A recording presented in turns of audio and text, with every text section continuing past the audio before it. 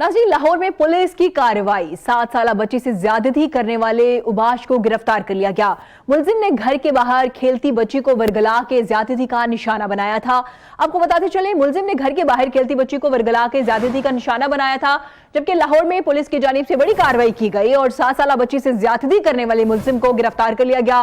मुलजिम ने घर के बाहर खेलती बच्ची को वर्गला के ज्यादती का निशाना बनाया था। इस हवाले से मजीद जानते हैं क्राइम रिपोर्टर मलिक मुश्ताक से।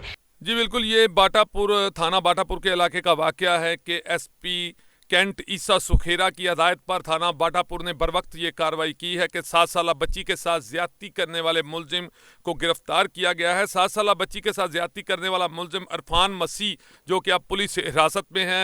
इरफान मसीह ने बच्ची को वर्गला फुसला कर जो है वो उसके साथ उसको अंदर ले गया और उसके साथ ज्यादती की। बच्ची की वालदा की दरख्वास्त पर थाना बाटापुर में मुकदमा दर्ज किया गया और जिस पर पुलिस ने फौरी कार्रवाई करते हुए मुलजिम को गिरफ्तार कर लिया है, जो कि इस वक्त पुलिस की हिरासत में है। जी।